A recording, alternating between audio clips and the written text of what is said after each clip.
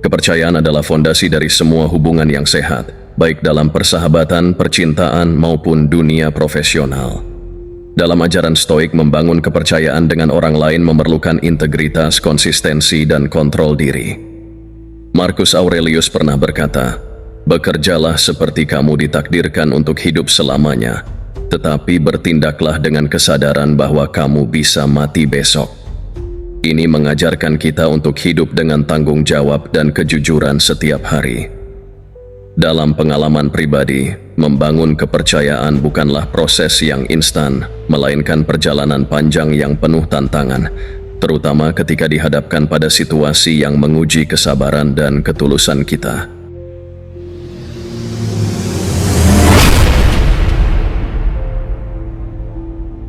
Pertama, jujur dalam tindakan dan perkataan. Salah satu pelajaran pertama yang saya pelajari tentang membangun kepercayaan adalah pentingnya integritas. Saya pernah bekerja dalam tim yang sangat mengandalkan komunikasi terbuka. Namun di tengah jalan, ada salah satu anggota tim yang merasa lebih nyaman menyembunyikan kebenaran daripada menghadapi situasi sulit. Hasilnya, rasa curiga mulai tumbuh dan kerja tim pun terganggu. Filsafat Stoik mengajarkan kita untuk menjadi apa yang kita katakan. Jika kita berjanji, penuhi. Jika kita membuat komitmen, berdirilah teguh di atasnya. Seneca berkata, kebenaran itu sederhana, kebohongan itu rumit. Saat saya mulai mengaplikasikan ajaran ini dalam kehidupan sehari-hari, saya merasakan perubahan besar. Ketika saya jujur, meskipun itu sulit, kepercayaan orang terhadap saya tumbuh. Mereka tahu bahwa saya adalah seseorang yang bisa diandalkan untuk mengatakan kebenaran, terlepas dari situasinya. Dalam hubungan pribadi, saya juga merasakan kekuatan dari kejujuran. Meskipun terkadang menyakitkan untuk mengakui kesalahan atau ketidaksempurnaan, itu adalah langkah penting dalam membangun ikatan yang lebih dalam dengan seseorang. Kejujuran bukan hanya tentang menghindari kebohongan, tetapi juga tentang berbicara dengan keberanian dan ketulusan. Kedua, menghormati batasan dan kemandirian orang lain. Ada satu waktu dalam hidup saya ketika saya merasa harus membantu seseorang dalam setiap aspek kehidupan mereka, bahkan tanpa diminta. Saya berpikir bahwa dengan selalu ada untuk mereka, saya akan mendapatkan kepercayaan mereka. Namun saya justru sebaliknya, saya dianggap terlalu mencampuri, dan hubungan tersebut menjadi tegang. Filsafat Stoik mengajarkan bahwa setiap individu memiliki kendali atas hidup mereka sendiri. Kita tidak seharusnya mencoba memaksakan kendali atau melanggar batasan mereka. Epictetus berkata, perbedaan antara orang yang bijak dan yang tidak adalah bahwa yang bijak tahu apa yang bisa dikendalikannya, dan yang tidak bijak mencoba mengendalikan segalanya. Saat saya mulai menghormati batasan orang lain dan memberi mereka ruang untuk membuat keputusan sendiri, saya melihat perubahan. Orang-orang mulai merasa nyaman dengan saya, karena mereka tahu saya tidak akan memaksakan pendapat saya atau melampaui batasan mereka. Sebaliknya, saya mendukung mereka dari jauh, menawarkan bantuan ketika diminta, tetapi menghargai kemandirian mereka. Dari pengalaman ini, saya belajar bahwa memberi ruang untuk orang lain bisa menjadi langkah besar dalam membangun kepercayaan. Ketiga, konsisten dalam perilaku. Kepercayaan tidak bisa dibangun jika tindakan kita berubah-ubah atau tidak dapat diprediksi. Saya pernah berada dalam sebuah situasi di mana saya bekerja dengan seseorang yang pandangannya seringkali berubah tanpa alasan yang jelas. Terkadang mereka bisa sangat suportif, tetapi di hari lain, mereka tampak menarik diri tanpa penjelasan.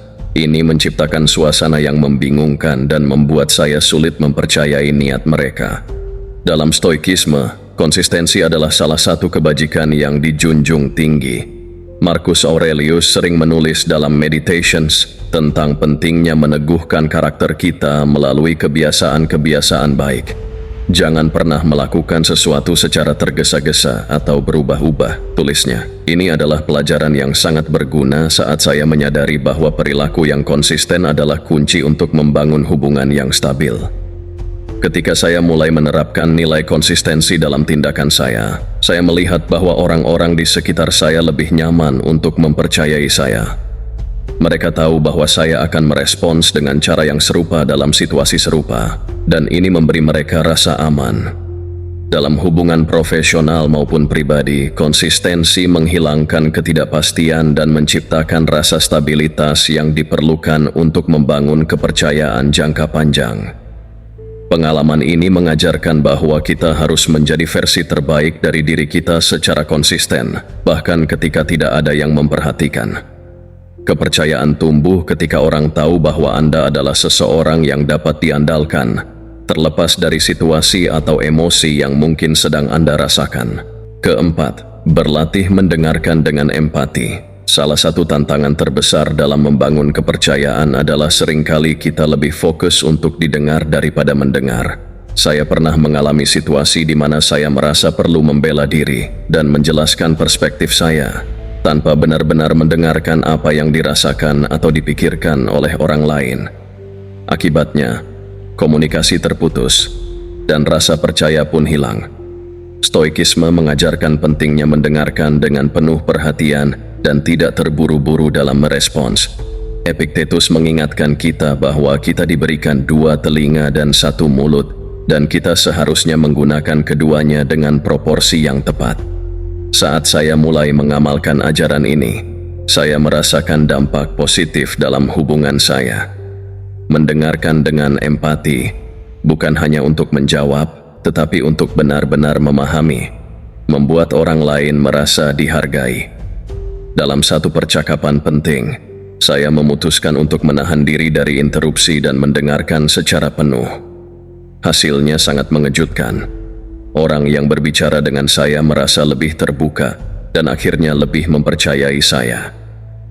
Ini adalah momen penting di mana saya sadar bahwa kepercayaan bisa dibangun melalui pendengaran yang tulus. Empati yang ditunjukkan dalam mendengarkan juga membantu menciptakan hubungan yang lebih mendalam dan saling menghormati. Kelima, berani menunjukkan kerentanan. Membuka diri dan menunjukkan sisi rentan kita seringkali terasa menakutkan, terutama ketika kita takut orang lain akan menghakimi atau meremehkan kita. Saya pernah merasa bahwa, untuk bisa dipercaya, saya harus selalu tampak kuat dan tanpa celah.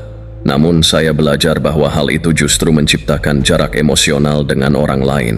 Dalam filsafat Stoik, ada nilai besar dalam keberanian untuk mengakui kelemahan dan ketidaksempurnaan kita. Stoik tidak mengajarkan untuk menutupi kerentanan, tetapi untuk menghadapi kenyataan dengan jujur dan dengan kepala tegak. Ketika saya akhirnya berani membuka diri tentang kesalahan dan ketakutan saya, orang-orang di sekitar saya justru lebih mendekat. Mereka merasa lebih nyaman karena saya menunjukkan bahwa saya juga manusia, sama seperti mereka. Dalam sebuah momen penting, saya mengakui kegagalan besar yang saya alami di masa lalu kepada seorang teman dekat.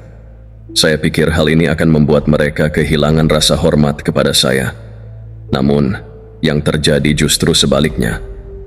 Teman saya menghargai keberanian saya dan berkata bahwa hal tersebut membuat mereka lebih percaya kepada saya, karena mereka tahu saya jujur dan tidak menyembunyikan apapun.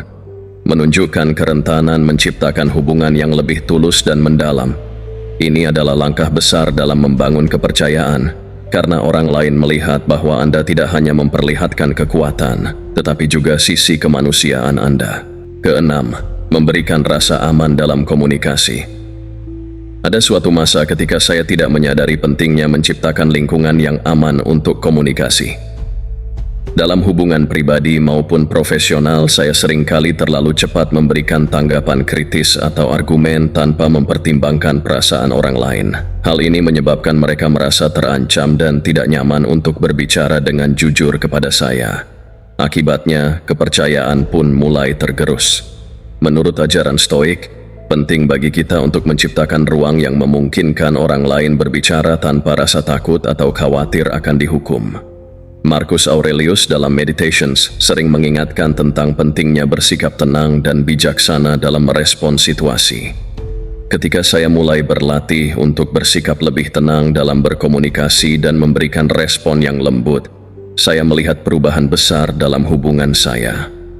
Orang-orang merasa lebih nyaman untuk berbicara dari hati ke hati tanpa khawatir akan reaksi berlebihan dari saya. Pengalaman ini sangat membuka mata. Saya menyadari bahwa kepercayaan tumbuh ketika orang merasa aman dan didengar dalam percakapan. Dengan memberikan ruang bagi orang lain untuk berbicara tanpa rasa takut, kita menciptakan ikatan yang lebih kuat. Tindakan ini juga mencerminkan pengendalian diri yang diajarkan dalam stoikisme, sebuah kebijaksanaan untuk tidak bereaksi secara impulsif, melainkan merespons dengan ketenangan dan pemahaman. Ketujuh, bersikap adil dan objektif. Dalam perjalanan saya membangun kepercayaan, saya belajar bahwa sikap adil dan objektif adalah kunci penting. Ada suatu waktu ketika saya terjebak dalam prasangka dan memberikan penilaian yang tidak adil kepada seseorang. Keputusan saya waktu itu didasarkan pada emosi sesaat, dan saya menyadari belakangan bahwa hal tersebut merusak hubungan yang telah saya bangun. Stoikisme mengajarkan untuk melihat setiap situasi dengan jernih dan tidak membiarkan emosi mempengaruhi penilaian kita. Epictetus menekankan pentingnya membedakan antara apa yang bisa kita kendalikan dan apa yang tidak bisa kita kendalikan. Dalam konteks membangun kepercayaan, ini berarti kita harus bersikap adil, terlepas dari apa yang kita rasakan. Saat saya mulai berlatih untuk melihat setiap situasi dengan objektif dan menahan diri dari penilaian yang terlalu cepat, saya melihat bagaimana orang-orang di sekitar saya mulai lebih percaya pada keputusan dan tindakan saya. Kepercayaan muncul ketika kita bersikap adil, karena orang tahu bahwa kita tidak akan bertindak berdasarkan emosi semata, tetapi berdasarkan prinsip yang kokoh. Pengalaman ini mengajarkan bahwa keadilan dalam tindakan, baik besar maupun kecil, adalah langkah besar dalam membangun hubungan yang solid dan penuh kepercayaan. Terima kasih sudah menonton video ini. Klik tombol suka jika Anda suka videonya dan jangan lupa subscribe ya. Sampai jumpa.